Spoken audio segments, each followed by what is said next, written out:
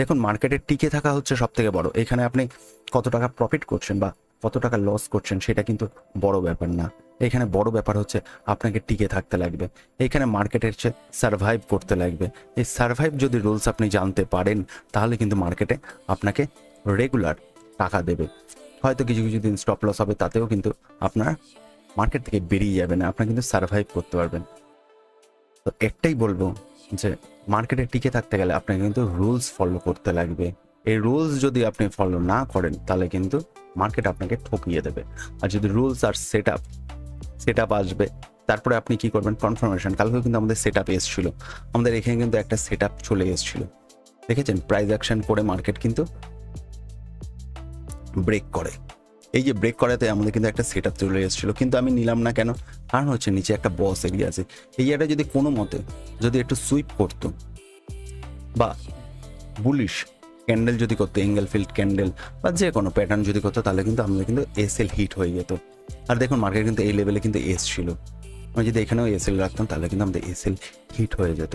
তো সেই কারণে কিন্তু আমি অনেক কিছু ভেবে চিনতে, আর আমি জানতাম আজকে মানে আগের দিন এক্সপায়ারি ছিল, তো এক্সপায়ারিতে মার্কেট সর্বদা একটা সাইডওয়ে থাকে। আর আমি অপশন সেলার, আমার অবশ্যই প্রফিট হতো, কিন্তু আমি রিস্কটা নিলাম কারণ আমি একটা ডাইরেকশনে ট্রেড করি, যে একটা মার্কেট একটা ডাইরেকশনে যাবে, একটা প্যাটার্ন তৈরি করবে, বা মার্কেটে একটা কোনো রিভার্স যাবে, সেই রিভার্সে একটা পুল যে আসবে, সেই পুলটা আমি গ্র্যাব করার চেষ্টা করি। আমি সর্বদাই কিন্তু আমি একটা ডাইরেকশন ওয়াইজ বেসিকের ওপর ট্রেড নেওয়ার চেষ্টা করি, কারণ আমি কনসোলিডেটেড জোনে বা সাইডওয়ে মার্কেট কিন্তু আমি সাধারণত অ্যাক্টিভ হই না। কারণ কি? তার পেছনে কারণ হচ্ছে যখন যেখানে ব্রেক করবে, ধর আমি সেল নিলাম, সেল এন্ট্রি নিলাম, মার্কেট যদি নিচে যায় তো ঠিক আছে, কিন্তু কনসোলিডেটেড জোনে কি হয়, মার্কেট কিন্তু হট করে ওপরে উঠে যায়। আর যখনই ওপরে উঠে যায় তখন কিন্তু এসএলগুলো আমাদের হিট হয়ে যায়। এই কারণে আমি কনসোলিডেটেড জোনে কিন্তু নিই না। একটা ডাইরেকশনে থাকলে আপনি বুঝতে পারবেন যে মার্কেট নিচে নামবে, ঠিক আছে, আপনি কল সেল করে দিলেন। আপনি মার্কেট ওপরে যাচ্ছে, ঠিক আছে, চলো পুট সেল করে দিলেন। এতে কি হবে, আপনার একটা ডাইরেকশন ওয়াইজ আপনাকে প্রফিটটা দিয়ে যাবে। আর কনসোলিডেটেড জোনে কি হয়ে যাবে, আপনাদের বললাম, একই জায়গায় মার্কেট দাঁড়িয়ে থাকবে, কোন জায়গায় ব্রেকআউট করবে you don't know, I don't know. So এই কারণে কিন্তু আমাদের কিন্তু এই একটা লস হওয়ার সম্ভাবনা বেশি থাকে। তো আমি একটাই বলবো যে আপনারা পেশেন্সলি ওয়েট করুন। আপনাদের সেট আপ যতক্ষণে না আসে ততক্ষণ পর্যন্ত কিন্তু নো ট্রেড। সেট আপ হবে, প্রথমে আসবে সেট আপ, আপনাদের অ্যাক্টিভ হবে, তারপর হবে কিন্তু কনফার্মেশন। এই কনফার্মেশন ক্যান্ডেল ছাড়া বা কনফার্মেশন সেট আপ, যেটাই আপনি কনফার্মেশনে ধরেন, সেট আপ বা আপনি প্যাটার্ন বা যে কোনো কিছু, কনফার্মেশন যতক্ষণে না পাবেন ততক্ষণ কিন্তু এন্ট্রি নেওয়া কখনোই উচিত না।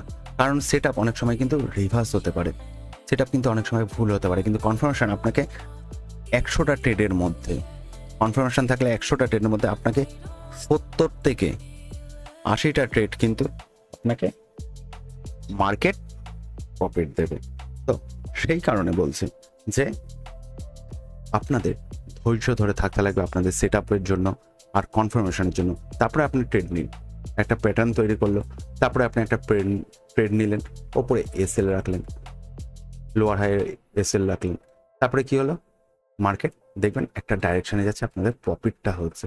আমরা কি করি, সামান্য একটু ওপরে উঠলে বা সামান্য একটু নিচে নামলে আমরা ট্রেড নিয়ে নিই। আর যখন আমরা সামান্য একটু সাথে ট্রেড নিয়ে নিলাম, ধর এখানটা আমি একটা সেল এন্ট্রি নিলাম, কিন্তু মার্কেট কি হলো, এসএল হিট করে তারপরে কিন্তু আমাদের ডাইরেকশনে কিন্তু গেল, কিন্তু আমরা কি প্রফিট করতে পারলাম না। কারণ হচ্ছে আমরা কনফার্মেশনটা পাইনি। যদি আপনার কোনো স্টক বা অন্য কোনো ইন্ডেক্সে যদি ট্রেড দেখতে চান, তো অবশ্যই সেটা কমেন্টসে জানাবেন। যত বেশি কমেন্টস আসবে তত কিন্তু আমি সেইটা নিয়ে একটা ভিডিও তৈরি করব। তো অপেক্ষা করব আপনাদের কমেন্টসের জন্য। চ্যানেলটা যদি আপনাদের ভালো লাগে তো অবশ্যই সাবস্ক্রাইব করবেন, এবং কী কী আপনারা বুঝতে পারছেন না বা কী করলে ভালো হয় আপনারা অবশ্যই সাজেস্ট করবেন কমেন্টে। আমি এটার জন্য অপেক্ষা করব।